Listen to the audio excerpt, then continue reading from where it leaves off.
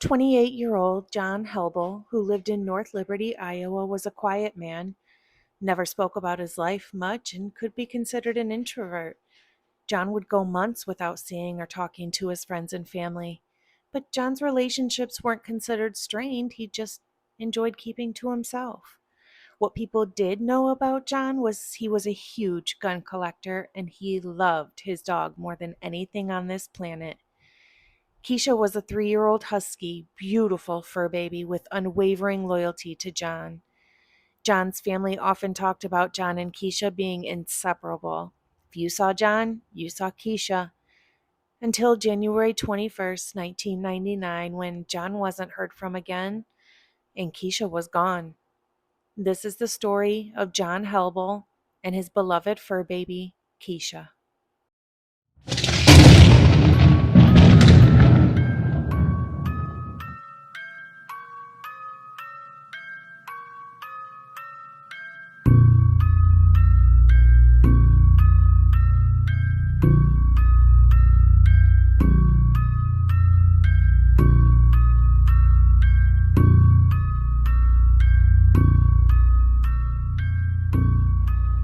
Welcome to another episode of Bronx Tales. It's your host over here, Bronx EB, and, well, me. I'm Logan.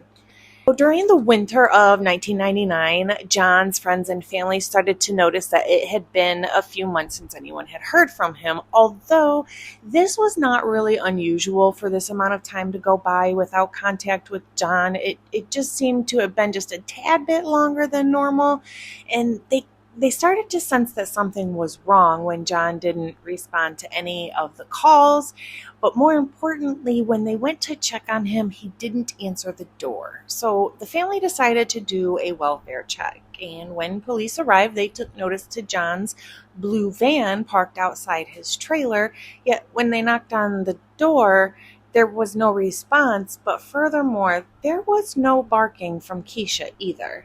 So police decided to kick in John's front door to make sure he was okay. Now, keep in mind, this is 1999. The laws are a little bit different. There weren't all these, red tape stuff you have to go through for things and rules and regulations and all this stuff so you don't get sued. And it was kind of just like, if we sense something is wrong, we're kicking in your door. It was more about safety and just making sure people were okay. So don't be alarmed that the cops just randomly kicked in somebody's door. It was 1999. It was really not uncommon for them to kick in your door in the 90s to make sure you were okay. And as soon as officers gained entrance into John and Keisha's residence, they were hit in the face with a strong odor of decomposition. Officers saw the TV was still on and noticed that John was on the couch, but he looked to be just sleeping, like with his back turned towards them and a blanket pulled over him. Yet they couldn't get past the smell of death. So when they got closer to John to wake him up, they rolled him over and noticed that he had been decaying. John had been deceased for nearly a month. He had 2 bullet holes in his head made by a .22 caliber pistol, but Keisha was gone. When officers spoke with John's family, they were asked about John's possessions and if there was anything important they'd like to get from John's house. This was a couple days later. And the family said, he was an avid gun collector and we'd love his guns. And the police were like, that's weird. We processed the whole crime scene and we didn't see anything. More importantly, John had just bought a gun that was all gold and it was like his prized possession next to Keisha. They didn't come across not one gun when doing the crime scene. So the fact they didn't come across one gun and it was known that he had like hundreds, they thought, is this a motive? So strangely, about 3 weeks before the discovery of John's decomposing body, there was a newspaper ad that read, quote, "Female Husky without tags found January 21st on Oakdale Boulevard. If owner not found, free to a good home. Very well behaved and spayed," unquote. Police were able to call the number that was left on the ad. Thank goodness Keisha was unharmed. Police really had to put in some good old-fashioned police work to solve John's case, though. It was the 90s. There was not cameras everywhere tracking our every move or cell phone data to help discover the time of death and who he had been in contact with prior to being unalived.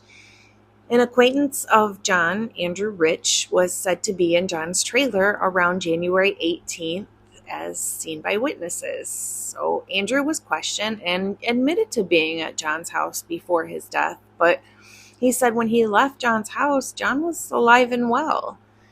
Nonetheless, officers got a search warrant for Andrew Rich's house, and during their search, they found several .22 caliber bullets. Tests were completed on the bullets found in Andrew's home, and unfortunately, it was determined that they were not a match to the bullets that had been used to unalive John. During their search, law enforcement searched Andrew's vehicle as well, and what they found was something kind of different. There were strange markings on Andrew's car window.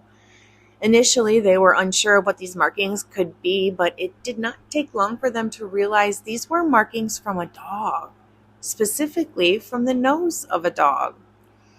Well, Andrew didn't have a dog, and matter of fact, Andrew hated dogs. Dog noses are completely unique to each dog, just like human fingerprints.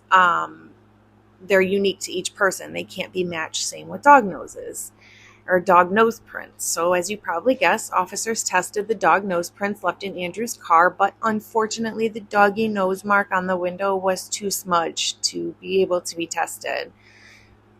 Some time had passed, and several months later, law enforcement gets word that an all-gold gun had been sold to a man in Texas. And gold guns are not super common, so law enforcement thought this might be a good lead and went to Texas to speak with the guy who bought the gold gun. Unfortunately, when they got there, the gun had already been resold, but this man did keep the box of ammunition that he got when he purchased the gold gun. Inside the box of ammunition was hair, short hair, not human hair. Specifically, it was black and white, and it was dog hair. Tests were ran on the dog hair found inside the ammo box, and there was a match. It was Keisha's hair. Officers interrogated Andrew Rich's longtime girlfriend named Sharon Schneider, and Sharon told detectives that she witnessed Andrew putting all of John's guns in her car to be transported, and this was more than enough information to go and pick up Andrew Rich and bring him in for an interrogation. And it didn't take long for Andrew to eventually confess to unaliving John so he could steal all of his guns. He also admitted to taking Keisha with him and leaving her on a random street to just wander, and I'm assuming he did this so Keisha wouldn't be heard barking and draw attention to John's house.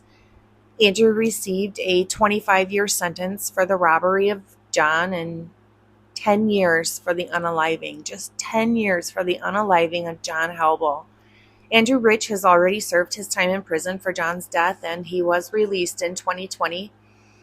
Keisha went on to live a long, healthy life with the people who found her wandering on the streets after her owner's life was taken.